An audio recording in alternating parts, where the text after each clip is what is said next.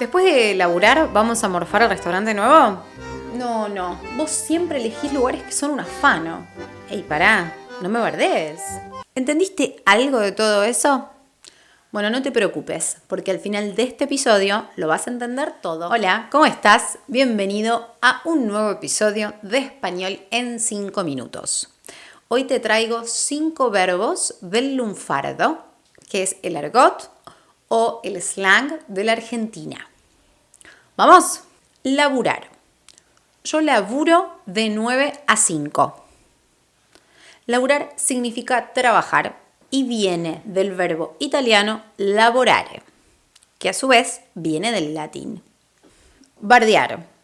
Hay un chico en el colegio que siempre bardea, que siempre molesta, que siempre hace quilombo. Bardear también puede significar agredir verbalmente. Juan siempre me bardea. Juan siempre me trata mal. Morfar. ¿Qué vamos a morfar hoy? ¿Qué hay para morfar? Morfar significa comer y viene también, como muchas de estas palabras del lunfardo, del italiano.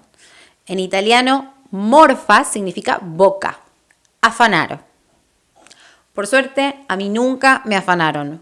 Toco madera.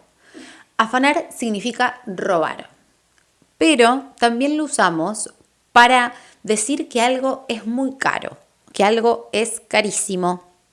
Este restaurante es un afano, es muy caro. Déjame en comentarios qué otros verbos o palabras del lunfardo conoces y si te interesa este tema sobre el lunfardo y sobre la cultura argentina, te voy a dejar en la descripción un link a mi podcast donde tengo un episodio en el que hablo exclusivamente del lunfardo.